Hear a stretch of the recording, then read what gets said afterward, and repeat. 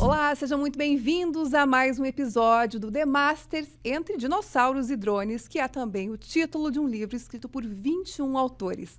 Eu sou Simone Rames, jornalista, e aqui falamos de negócios e networking e como tudo isso pode impactar a sua empresa e a sua carreira também.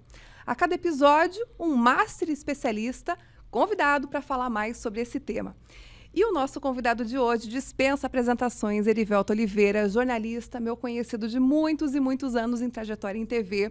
Também é um autor desse nosso livro que está imperdível. Já fica o convite aqui. E o tema do capítulo que ele escreveu é IA sim, mas IN também.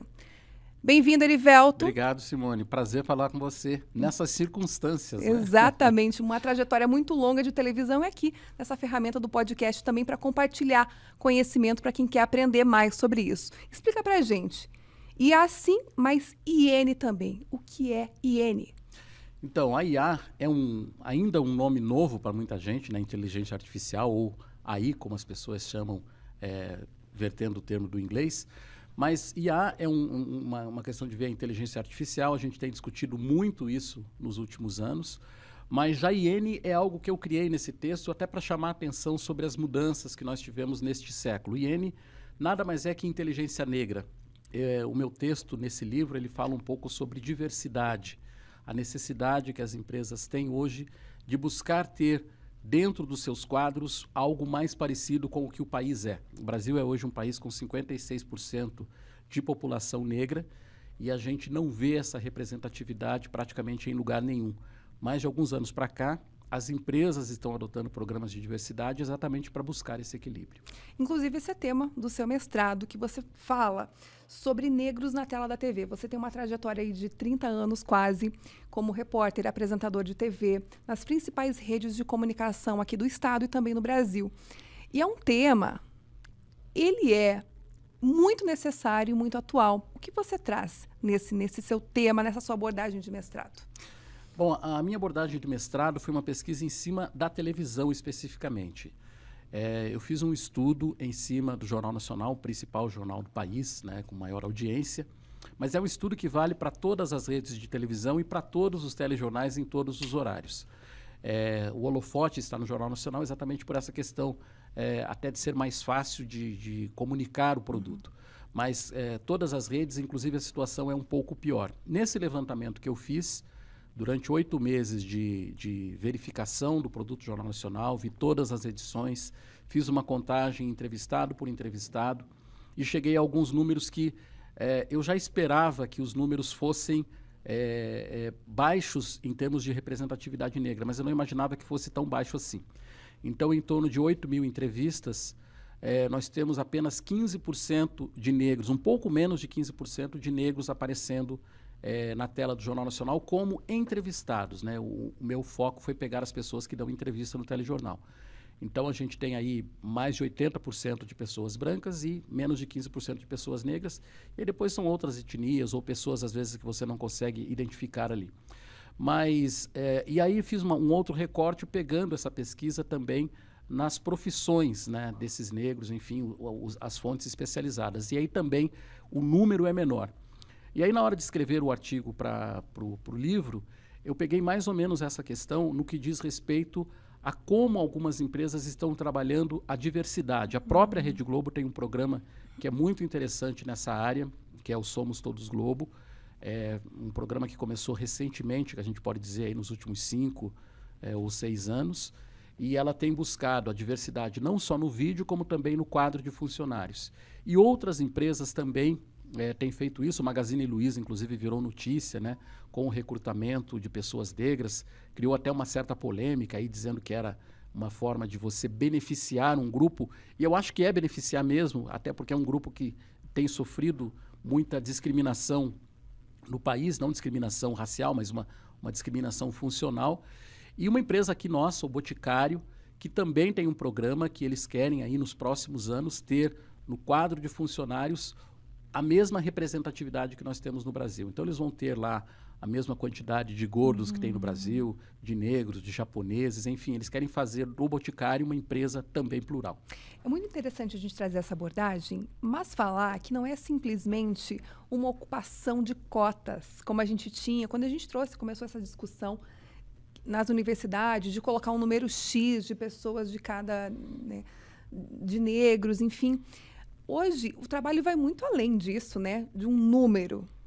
Vai muito além, até porque nós temos 2 episódios no Brasil, aí, a partir de 2010, 2012, que foi o Estatuto da Igualdade Racial e também a Lei de Cotas, que você citou. A partir do momento que as cotas nas universidades começaram a valer, e ela já tem 10 anos, 11 anos, em 2020, ou seja, 8 anos depois que foi criada a Lei de Cotas, 8 ou 10 anos depois de criada a Lei de Cotas, o número de estudantes negros nas universidades aumentou tanto que passou a ser maioria. É claro que esses estudantes, muitos ainda não se formaram, estão em formação, mas nós já temos hoje mestres, doutores negros. E essa população é que precisa ser também mostrada, né? Quando a gente fala que as empresas querem deixar o quadro mais parecido com a realidade do país, algumas, inclusive, elas querem negros também e mulheres também, que é outro grupo que você sabe é relegado a segundo plano, querem essas pessoas em quadros de chefia, querem essas pessoas em cargos de liderança. Não é só ter uma população igual. E eu acho que esse é um grande, talvez a grande promessa do Brasil. Não é uma coisa que a gente vai conseguir rapidamente, até porque existe uma acomodação, né, nesse período. Mas acho que até 2050, talvez, se a gente tiver ainda, a gente vai ver mudanças bem importantes. No capítulo que eu escrevi, inclusive, eu falo de algumas mudanças que houve neste século, né? A gente teve o primeiro grande assunto desse século foi a explosão das Torres Gêmeas em 2001, é isso? Isso, é o primeiro 2001. assunto do século, que a gente pensou, puxa, o mundo acabou, né? Aí depois nós tivemos o surgimento da internet para as pessoas, né? Que vieram as redes sociais, veio o Orkut, depois veio o Facebook, veio o YouTube, e as pessoas passaram a usar o smartphone a partir de 2010, uma outra explosão. Aí a gente pensou, não, agora o mundo vai mudar. 2020 a gente veio com a pandemia, agora o mundo vai acabar, né? Um outro grande assunto em discussão. Agora, nos últimos anos, aí, a IA tomando a discussão. E esse assunto de diversidade agora também concorrendo com um assunto de grande repercussão. E eu acho que vai ser um tema, como disse o presidente Obama logo que saiu da presidência dos Estados Unidos, ele falou que o racismo ia ser um assunto de grande discussão. Eu não acho que é bem o racismo, mas sim a necessidade dos países discutirem a diversidade e de colocar as pessoas no seu devido lugar. E quando eu falo diversidade, né, apesar da questão do negro ser um ponto importante, estou colocando aí as mulheres, os gordos, as pessoas com deficiência, enfim, eu acho que todos têm um espaço a ocupar. E quanto mais plural as empresas forem, melhor para as suas vendas. Quando você fala também em ocupar um espaço, eu acrescento ocupar espaço de fala, de voz, de importância, de cargo e de remuneração, porque aí eu vejo que é um empecilho muito grande nas empresas, nas instituições, enfim, nos espaços públicos também, desse reconhecimento, tanto de voz, de fala, financeiro. Isso é um desafio muito grande a ser rompido nos próximos anos, ainda não é? Sem dúvida, mas eu acho que isso também vai um pouco da consciência das pessoas, né? Se você olha, por exemplo, para o Congresso Nacional, né? O que você vê de homem de terno e gravata lá e poucas mulheres ainda, é um absurdo pela população de mulheres que o país tem. Mulheres são maioria no país, assim como negros também são maioria. E na hora que você olha o Congresso, você só vê lá, ou na grande maioria, homens brancos, né? A maioria do Congresso Nacional é essa. É por isso que eu digo que isso vai levar ainda talvez uns 20, 30 anos para a gente ter essa acomodação. Mas as pessoas hoje elas são mais conscientes ou vão ficar mais conscientes. Então, aquela história de mulher vota em mulher, negro vota em negro, talvez no começo você precise isso, até que você vai chegar no momento em que as pessoas vão votar em quem tem capacidade, independentemente do sexo, da opção sexual, independente da cor. Eu acho que nós caminhamos para isso.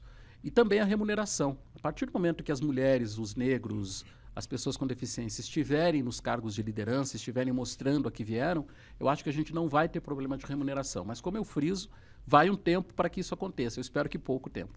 Esperamos. Eri, muito obrigada por compartilhar seu conhecimento, a sua experiência, tanto em televisão quanto na política. Você traça caminhos muito diferentes e teve uma conquista e eu acho que uma representatividade muito grande quando a gente fala em negros na TV. Eu acho que você foi pioneiro. Em muitas situações, você é a representação para muitos jovens que estão em universidades hoje, que sonham e chegar onde você chegou. Então, obrigada por compartilhar seu conhecimento aqui no nosso podcast e também no livro. Eu que agradeço, Simone. Fico muito feliz, às vezes, quando encontro uma pessoa na rua que diz, puxa, eu via você e me inspirei em você. Para mim é um presente receber esse tipo de declaração. E obrigado pelo espaço. Obrigada. Obrigada, Eri. E obrigada a você também que acompanhou mais esse episódio do nosso podcast, The Masters.